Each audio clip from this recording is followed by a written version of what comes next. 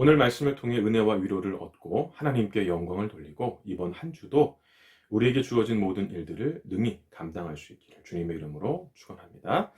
오늘 우리에게 주시는 하나님의 말씀은 신약성경 누가복음 7장 36절부터 47절까지 말씀입니다. 신약성경 102쪽입니다. 함께 봉독하겠습니다.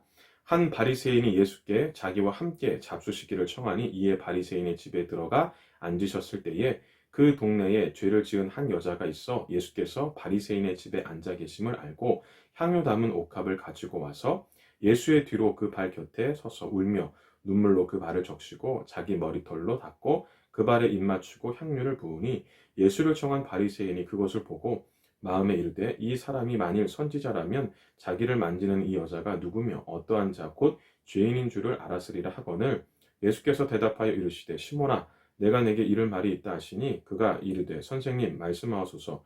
이르시되 빚 주는 사람에게 빚진 자가 둘이 있어 하나는 500데나리온을 졌고 하나는 50데나리온을 졌는데 갚을 것이 없으므로 둘 다 탕감하여 주었으니 둘 중에 누가 그를 더 사랑하겠느냐.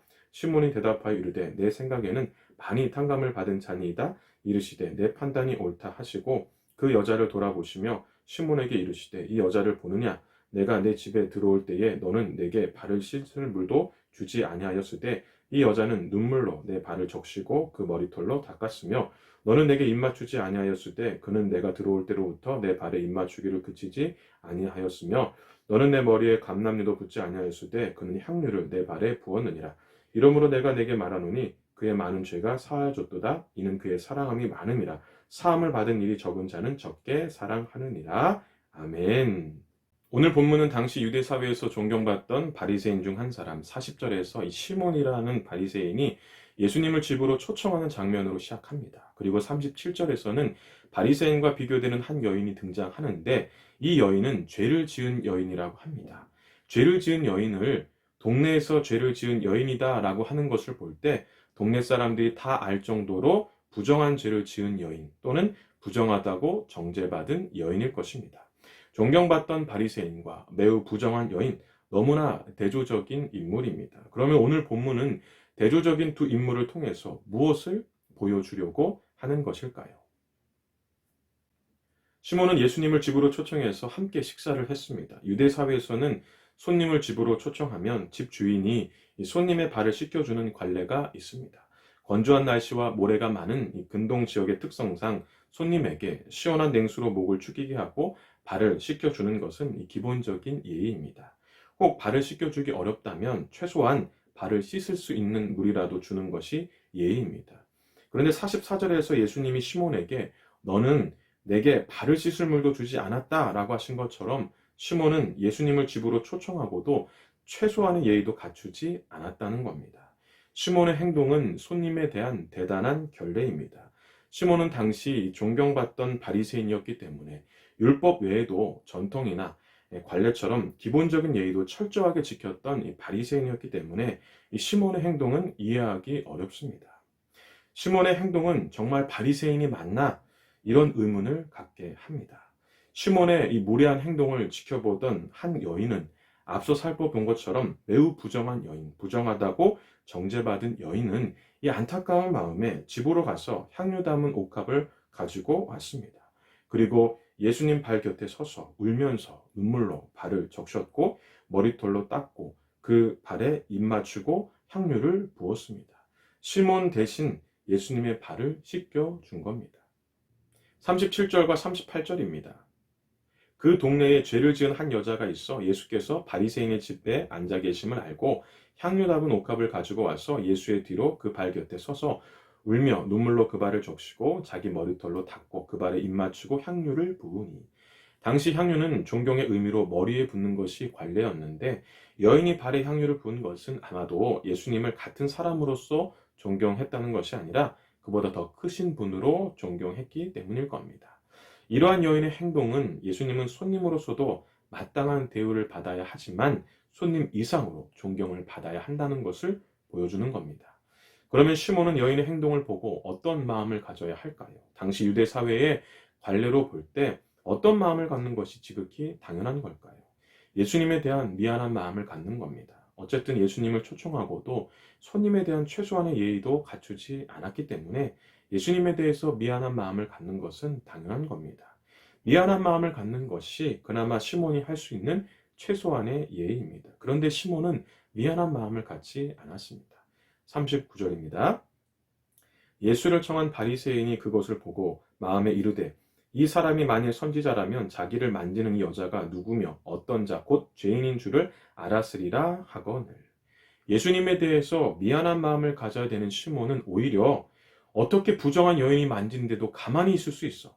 율법의 기초도 모르면서 선지자로 대우를 받을 수 있어? 라고 예수님을 비난했습니다. 물론 속으로 비난했기 때문에 예수님께서 모르는 줄 알았을 겁니다. 그러나 예수님은 시몬의 마음을 아셨고 41절과 42절에서 두 빚진 자에 대한 비유를 들려주셨습니다. 41절, 42절입니다. 이르시되 빚주는 사람에게 빚진 자가 둘이 있어 하나는 500데나리온을 졌고 하나는 50데나리온을 졌는데 갚을 것이 없으므로 둘 다 탕감하여 주었으니 둘 중에 누가 그를 더 사랑하겠느냐. 빚진 자 둘이 있었습니다. 한 사람은 500데나리온, 또 한 사람은 50데나리온을 빚졌습니다. 당시 한 데나리온이 이 노동자의 하루 임금이었으니까 임금으로 받은 데나리온에서 기본적인 생활비도 쓰지 않는다고 가정했을 때 500데나리온 빚진 자는 500일을 일해야 갚을 수 있고 50데나리온 빚진 자는 50일을 일해야 갚을 수 있습니다. 그런데 이 42절에 보면 갚을 것이 없으므로 라고 하는 것은 갚을 능력이 없다는 겁니다. 지금의 상황에서는 아무리 일을 해도 갚을 수 없다는 겁니다. 500일이든 50일이든 기본적인 생활비도 쓰지 않던 쓰던 어떻게 해도 갚을 수 없는 상황이라는 겁니다. 그래서 둘 다 창감을 해 주었습니다. 예수님은 두 빚진 자의 비유를 마치시고 시몬에게 이렇게 물으셨습니다. 누가 그를 더 사랑하겠느냐? 여러분들 생각은 어떻습니까? 누가 탕감해 준 사람을 더 사랑할 것 같습니까? 예수님의 질문에 시몬은 이렇게 대답했습니다. 43절입니다. 시몬이 대답하여 이르되 내 생각에는 많이 탕감을 받은 자니이다. 이르시되 내 판단이 옳다 하시고. 시몬은 많이 탕감을 받은 자, 곧 500데나리온 빚진 자라고 했습니다. 예수님도 맞다. 더 많이 탕감을 받은 자가 더 많이 사랑하는 것은 당연하다 라고 하셨고 시몬에게 이렇게 말씀하셨습니다. 44절에서 46절입니다. 그 여자를 돌아보시며 시몬에게 이르시되 이 여자를 보느냐? 내가 내 집에 들어올 때에 너는 내게 발을 씻을 물도 주지 아니하였을 때 이 여자는 눈물로 내 발을 적시고 그 머리 털로 닦았으며 너는 내게 입맞추지 아니하였을 때 그는 내가 들어올 때부터 내 발에 입맞추기를 그치지 아니하였으며 너는 내 머리에 감람류도 붓지 아니하였을 때 그는 향유를 내 발에 부었느니라. 이 말씀은 이런 뉘앙스입니다. 그런데 너는 나를 초청하고도 나에게 손님으로서 최소한의 예의도 갖추지 않았다. 하지만 내가 부정하다고 정죄한 여인은 나에게 손님으로서도 마땅한 예의를 갖추었을 뿐 아니라 손님 이상으로 나를 존경해 주었다. 예수님이 44절부터 46절에서 하신 말씀을 보면 시몬과 여인, 존경받던 바리새인과 매우 부정한 여인의 행동이 너무 비교가 되지 않습니까? 44절에서 그 여자를 돌아보시며 라는 말씀처럼 예수님은 여인의 행동에 주목하고 있었습니다. 이것은 여인이 이런 행동을 한 이유가 무엇인지 주목해야 한다는 겁니다. 그러면 여인이 왜 이런 행동을 했을까요? 47절에 답이 있습니다. 47절입니다. 이러므로 내가 내게 말하노니 그의 많은 죄가 사하여졌도다. 이는 그의 사랑함이 많음이라. 사함을 받은 일이 적은 자는 적게 사랑하느니라. 이 말씀처럼 예수님을 너무 사랑했기 때문이라는 겁니다. 다시 말해 여인은 예수님을 사랑하는 마음을 행동으로 표현한 것입니다. 사랑하는 예수님이 손님으로서 마땅한 예우도 받지 못하고 있는 상황이 너무 안타까웠고 슬펐습니다. 39절의 시몬의 말처럼 여인은 매우 부정했기 때문에 어느 누구와도 신체적인 접촉을 해서는 안 됩니다. 신체적인 접촉을 하게 되면 그 사람도 부정하게 됩니다. 여인은 이것을 모르지 않았습니다. 그래서 처음에는 38절의 말씀처럼 예수님 발 곁에 서서 울고 있었던 것입니다. 하지만 시몬의 무례한 행동, 대단한 결례를 그냥 보고 있을 수 없었습니다. 용기를 냈습니다. 그리고 자기가 할 수 있는 최대한의 예의를 통해 사랑하는 마음을 표현했습니다. 어쩌면 예수님을 집으로 초청하고도 대단한 결례를 행했던 시몬의 행동은 요즘 세상 사람들이 교회를 향해 거침없이 쏟아내는 비방, 비난과 비슷하다고 할 수 있습니다. 여인의 행동은 교회를 향해 비방과 비난을 쏟아내는 세상 사람들을 향해 우리가 해야 될 행동이 무엇인지 보여주는 것이 아닐까 생각합니다. 그러면 요즘 세상 사람들이 교회를 향해 비방과 비난의 목소리를 쏟아낼 때 우리가 해야 할 일은 무엇일까요? 오늘 본문의 여인과 같이 용기를 내어 예수님을 사랑하는 것입니다. 같이 비방하고 비난하는 것이 아니라 여인과 같이 예수님을 사랑하는 행동을 보여주어야 합니다. 그리고 예수님을 사랑할 수밖에 없는 이유를 보여주어야 합니다. 47절은 예수님을 사랑할 수밖에 없는 이유를 이렇게 말합니다. 이러므로 내가 내게 말하노니 그의 많은 죄가 사하여 줬도다. 이는 그의 사랑함이 많음이라. 사함을 받은 일이 적은 자는 적게 사랑하느니라.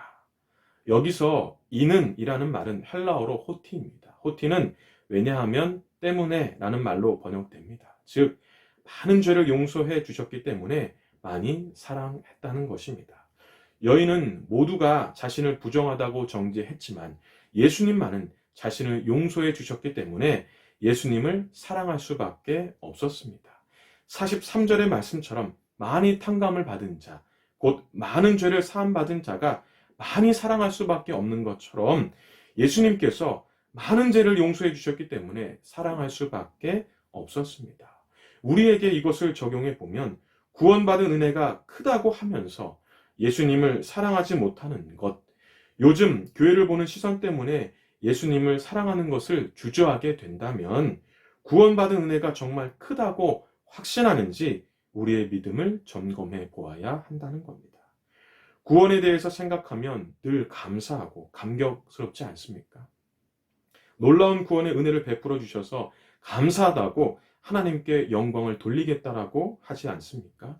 그러면 행동으로 보여야 합니다. 예수님을 얼마나 사랑하는지 행동으로 보여야 합니다. 시몬이 예수님을 비방하고 비난한 것, 율법도 모르면서 무슨 선지자냐고 조롱한 것은 스스로 죄가 없다고 생각하기 때문입니다. 두 빚진 자의 비유로 보면 별로 탕감받을 것이 없다고 생각했기 때문입니다. 세상 사람들이 교회를 비방하고 비난하는 이유도 무엇일까요? 탕감받은 것이 별로 없다라고 생각하기 때문입니다. 그러니까 죄가 없다라고 생각하기 때문입니다. 그래서 비방, 비난, 정죄하는 것입니다.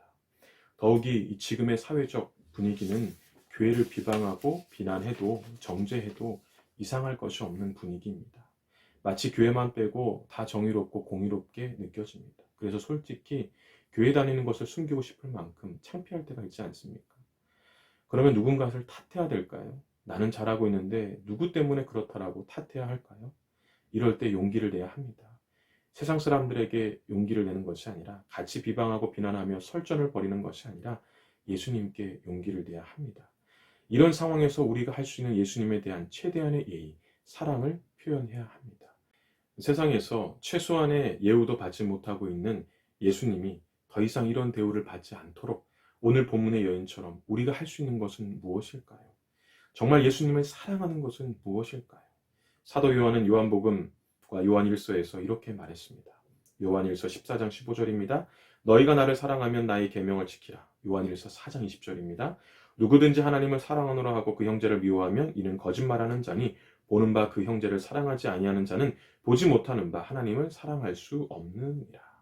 하나님의 말씀대로 사는 것, 이웃을 사랑하는 것, 이것이 하나님을 사랑하는 것입니다. 말씀대로 살자, 이웃을 사랑하자, 너무 추상적인 것 같죠? 여인처럼 여러분들의 방법대로 행동으로 옮겨보시기 바랍니다. 여인처럼 많이 용서받은 우리가 할 수 있는 최선의 모습으로 예수님께 사랑을 표현할 수 있는 그것이 무엇인지 더 깊이 묵상했으면 좋겠습니다. 이번 한 주 어떻게 하나님의 말씀대로 살지, 어떻게 이웃을 사랑할지 깊이 묵상하고 꼭 실천하여 세상 사람들에게 예수님을 향한 사랑을 보여주는 여러분들이 되시길 주님의 이름으로 축원합니다. 저도 이렇게 살도록 노력하겠습니다. 우리 함께 노력했으면 좋겠습니다. 이번 주는 어떻게 예수님을 향한 사랑을 실천했는지 댓글로 은혜를 함께 나눴으면 받겠습니다.